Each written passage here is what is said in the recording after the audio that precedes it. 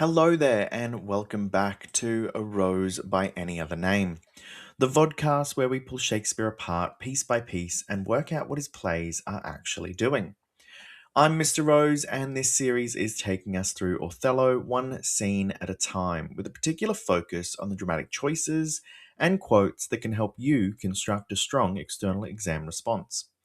At the end of Act 1, Venice sent Othello to Cyprus to defend the island from the Turkish fleet. Iago followed with a very different mission. While Othello prepared to protect Cyprus, Iago prepared to destroy Othello from within. Act 2, Scene 1 opens with an enormous storm. The sea is violent, ships are separated, and the Turkish fleet is destroyed before the battle can even begin. So, good news, the war is over. Unfortunately for everyone in this play, that was the easy war. On the screen again is my AI generated images of our characters, just in case you need a little bit of a reminder who is who. So, in this scene, as I mentioned, it opens with that enormous storm. The obvious enemy has been defeated by nature, but the hidden enemy has arrived safely on shore. Iago now has everything he needs: a new setting away from Venice, Othello's complete trust, Cassio's innocent courtesy, and Rodrigo's desperation, and dare I say, a marriage at its happiest. Our central question today is this: how does Shakespeare replace the external threat of war with the far more dangerous threat of Iago's manipulation? So, the scene in brief. The scene begins at the harbour in Cyprus. Montano, the island's governor, and several gentlemen watch the violent sea. The storm is so powerful that they cannot distinguish the sky from the water. News soon arrives that the Turkish fleet has been shattered. Cyprus is safe, but Othello's ship is still missing. Cassio has reached the shore and anxiously waits for his general. Desdemona then arrives with Emilia, Iago, and Roderigo. Cassio welcomes her with an elaborate courtesy and expresses hope that Othello will arrive safely. While they wait, however, Iago insults his wife Emilia and delivers a series of cynical jokes about women. Desdemona challenges him, partly to distract herself from her fear for Othello. Cassio takes Desdemona's hand as part of this formal courtly manners. The gesture is innocent, and Cassio even explains that this behavior comes from his upbringing. Iago immediately decides to reinterpret this as sexual evidence. Othello finally arrives. He and Desdemona greet one another with intense joy. Their reunion is loving, public, and mutual. Othello calls her his fair warrior, while Desdemona hopes that their love will continue to grow with time. Iago watches the reunion and privately promises to destroy its harmony. Once Othello and Desdemona leave, Iago tells Roderigo that Desdemona is already in love with Cassio. He twists Cassio's courtesy into lust and persuades Roderigo to provoke Cassio into a fight during the night watch. Alone, Iago admits that Othello is a loving and noble husband. He nevertheless plans to drive him into some sort of incurable jealousy. He wants to also disgrace Cassio and make Othello reward the very man destroying him. As I said before, the military crisis has ended, but the psychological war has begun. All right, let's move on to our What is Shakespeare Doing? So, in Act 2, Scene 1, he uses the storm to transform the conflict. The storm removes the Turkish fleet from the play. That might seem strange after Act 1 spent so much time establishing the military danger, but dramatically, it clears the stage for Iago's plot. The natural storm is spectacular and violent, but it's not the tragedy's true threat. It destroys the enemy ships and it protects Cyprus. Iago, by contrast, arrives safely and begins creating a storm inside Othello's mind. This allows the storm to function symbolically. The physical disorder of the sea foreshadows the emotional and social disorder that Iago will produce. Mountains of water will eventually be replaced by waves of jealousy. suspicion, and rage. Shakespeare also makes this decision to move the characters away from Venetian order. Venice was a world of senators, law, reputation, and public scrutiny. Cyprus is a military outpost. It's geographically isolated and surrounded by danger. Once the Turkish threat disappears, the characters are left in a contained environment with little external purpose. Celebration, alcohol, and personal relationships move to the center. Iago gains space to manipulate people without the same institutional oversight. The setting, therefore, you could say, contributes to the tragedy. Cyprus becomes this pressure chamber in which private tensions can intensify quickly. Shakespeare also decides that he wants to place idealization beside misogyny. So Cassio describes Desdemona almost in divine terms, quite godly. He imagines the storm itself recognizing her beauty and allowing her to pass safely. His language is respectful, but it also idealizes her as something beyond an ordinary human being. Iago's language about women, however, is the opposite. He reduces them to contradictory stereotypes. He says they're attractive in public, noisy at home, deceptive when offended, and sexually available in bed. These attitudes look different, but both define women through male expectations. Cassio places Desdemona on a pedestal, while Iago drags women down this cynical stereotype. Desdemona's own voice resists both forms of simplification.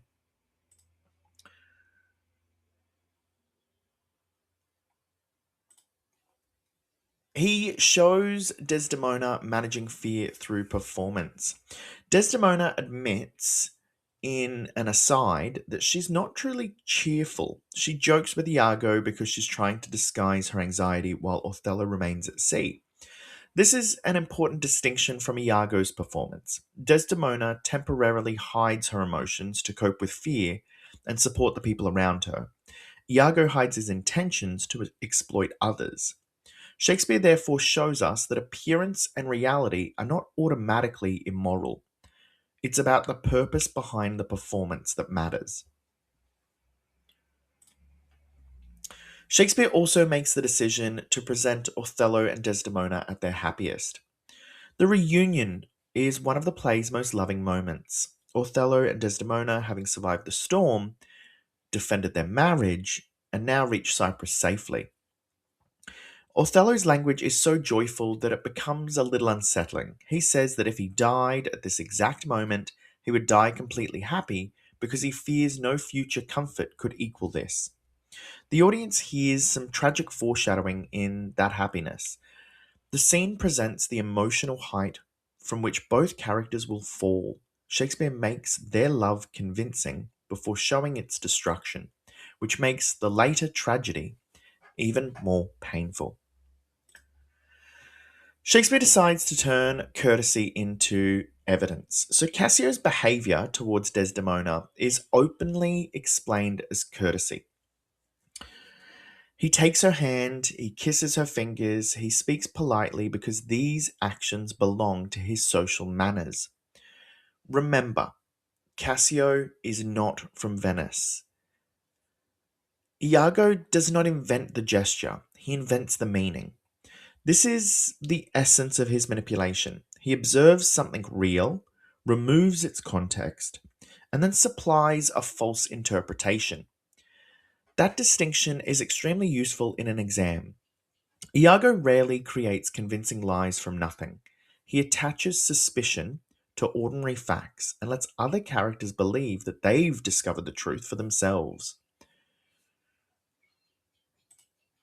Shakespeare decides to use imagery of music, webs, and disease. So Iago imagines Othello and Desdemona as instruments that are currently well tuned. He plans to loosen the pegs and destroy their harmony. This metaphor presents marriage as something beautiful but vulnerable to interference. He also imagines Cassio as a fly caught in a tiny web. Cassio's brief gesture provides only a thread, but Iago intends to build an entire trap from it. By the end of this scene, jealousy becomes a sickness so powerful that judgment cannot cure it. These images reveal Iago's method: create disharmony, trap the innocent, and infect reason. Lastly, Shakespeare decides to reveal the emptiness of Iago's justification. In his final soliloquy, Iago admits that Othello is constant, loving, and is noble. This is crucial. He's not attacking Othello because he genuinely believes Othello is a cruel husband. Iago returns to the suspicion that Othello may have slept with his wife Emilia and says he wants to be evened with him, wife for wife. Yet he offers no proof and later adds that he also suspects Cassio. His motives multiply because no single grievance fully explains his behavior. There's resentment, professional jealousy, sexual suspicion, racism, pleasure, and desire for control all contribute to this. Shakespeare keeps Iago psychologically in, intelligible, I guess, maybe controlling without making him morally reasonable. We're now at the point where we look at our audience positioning. So, in this scene, the audience is positioned to experience relief when Othello arrives, joy when there is the reunion, and almost immediate dread when Iago comments on it. We see the innocence of Cassio's behavior before Iago corrupts its meaning. This creates dramatic irony. Later, when Othello is persuaded that Cassio and Desdemona are lovers, the audience knows exactly how little evidence supports that accusation. We're also positioned to recognize Iago as a director. He watches gestures, assigns meanings, gives Roderigo instructions, and prepares Cassio's downfall. The other characters believe they're acting freely, but Iago is already arranging their roles. Most painfully, I think, is that the audience knows that Othello and Desdemona's happiness is genuine. Their love is not already broken. Iago's tragedy will be created, not uncovered. Let's have a look through some of our key quotes. Remember, some of these quotes I may have gone through in class, some I may not have. So follow along closely. Our first quote is: "The desperate tempest hath banged the Turks, that their designment halts."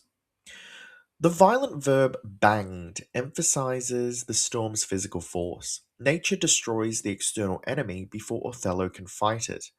Dramatically, this shifts attention away from warfare and towards Iago. Cyprus is saved from invasion, but exposed to a threat its people cannot see. Our second quote: "Tempests themselves, high sea and howling winds, do omit their mortal natures, letting go safely by the divine Desdemona." Cassio personifies the storm as capable of recognizing beauty and choosing mercy. The adjective divine idealizes Desdemona and elevates her above ordinary humanity. The quote establishes Cassio's courtly language, which Iago later misrepresents as sexual desire. You can use this to discuss reputation, gender, idealization, and manipulated evidence. Our next quote: "You rise to play and go to bed to work." The antithesis between rise and bed and between play and work reduces women to laziness and sexual labor. The line appears as a joke, but its humor depends on contempt. Iago's misogyny is not separate from his plot, because he assumes that all women are naturally deceptive and sexually unfaithful. He finds it easy to construct the same story about Desdemona. Quote 4: "I am not merry, but I do beguile the thing I am by seeming otherwise." Desdemona here is acknowledging the gap between her appearance and her feelings. She performs cheerfulness to manage her fear while waiting for her husband, Othello. The line creates an interesting comparison here with Iago's "I am not what I am." Both are concealing an inner reality, but Desdemona's concealment is temporary and it's protective, while Iago's is calculated and destructive. Cassio, sorry, Iago's quote, with as little a web as this, I will ensnare as great a fly as Cassio. The metaphor casts Iago as a spider and Cassio as prey. The adjective little highlights how insignificant the evidence is. A hand held in courtesy. This quote reveals Iago's confidence that interpretation matters more than fact. A tiny gesture can become a complete trap when placed inside the right story. O my fair warrior. Othello's greeting to Desdemona combines tenderness with military language. Fair expresses love and admiration, while warrior recognizes Desdemona's courage and partnership with him. Rather than presenting her only as fragile or decorative, Othello associates her with his own world of bravery and action. The greeting suggests equality and mutual respect at this point in their marriage. Othello then goes on to say, if I were to die, 'twere now to be most happy. Othello's conditional statement transforms joy into some foreshadowing.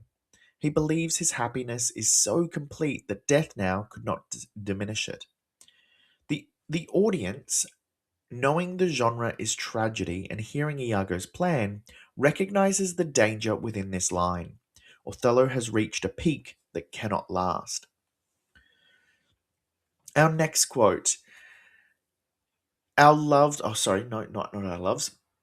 The heavens forbid, but that our loves and comforts should increase, even as our days do grow. Desdemona answers Othello's fear of the future with some hope. She imagines love growing steadily with time rather than reaching a final peak. The contrast here is significant. Othello imagines perfect happiness followed by uncertain fate, while Desdemona believes in its continued development. The tragedy will, however, destroy her hopeful vision. Oh, you are well tuned now, but I'll set down the pegs that make this music. Iago sets this musical metaphor to present the marriage as harmonious. Iago's promise to lower the tuning pegs suggests deliberate interference until harmony becomes discord. This is especially cruel because Iago sees that their relationship is working. He does not expose an existing failure. He, however, decides to create it. Her eye must be fed. When Iago is describing Desdemona, he uses this short metaphor to reduce Desdemona's desire to visual appetite. Iago argues that she must eventually reject Othello because his appearance cannot satisfy her. This claim relies on racial prejudice and a shallow understanding of love. It directly contradicts Desdemona's earlier statement that she saw Othello's visage in his mind. I put the more, at least, into a jealousy so strong that judgment cannot cure. Jealousy here is imagined as a disease that overwhelms rational judgment. The verb cure suggests that once the emotion reaches a sufficient strength, evidence and reason will no longer be able to restore Othello. This line states Iago's aim with chilling clarity. He does not simply want Othello to suspect Desdemona, he wants suspicion to become psychologically irreversible. And our last quote, knavery's plain face is never seen till used. Iago acknowledges that the full shape of his wickedness will only become visible once the scheme is put into action. The personification gives knavery a face that remains hidden until its consequences appear. The line reinforces appearance versus reality. By the time the characters can clearly see Iago's plan, it may already be too late to escape it. So let's bring it all together. Act 2, Scene 1 replaces one conflict with another. The Turkish fleet is destroyed, but Iago begins a war against perception itself. Shakespeare gives Iago very little actual evidence. We know that Cassio is polite, Desdemona is kind, and Othello is deeply in love. Iago turns each virtue into a vulnerability. Courtesy becomes lust, kindness becomes infidelity, and trust becomes gullibility. The scene, therefore, teaches the audience to separate observation from interpretation. The tragedy does not begin when Desdemona and Cassio behave suspiciously. It begins because Iago supplies a false meaning and finds people willing to accept it. On the screen now are my examined focus discussion questions. It's important to have a go answering a couple of these. I know there is a lot, but they are all put there to help benefit you. You should be able to answer these questions from the things that I've covered within this video, and some may require a little bit more brain power. From this point onwards, I'm not going to go through the questions. You can pause and you can copy them down or have a go answering them. But as I said, it's really important that you give them a go. In our last challenge, I recommend that you choose one innocent action from this scene and trace Iago's transformation of it and complete my sequence. What happens is blank. Iago claims it means blank, and he wants Roderigo or Othello to believe this because blank. That three-part distinction between event, interpretation, and purpose is an excellent way to analyze manipulation through an external exam. So that brings us to the end of Act 2, Scene 1. Cyprus has survived the storm, Othello and Desdemona are reunited, and the war appears to be over. Meanwhile, Iago has taken one polite gesture and turned it into the foundation of a tragedy. In our next episode, we're going to look at Act 2, Scene 2 and 3, which gives us a short public announcement and some celebrations. Until then, remember, when you analyze Iago, do not just ask what he sees. Ask what meaning he adds, who benefits from that meaning, and who is harmed by it. Until then, I am Mr. Rose, and this has been A Rose by Any Other Name. Thank you.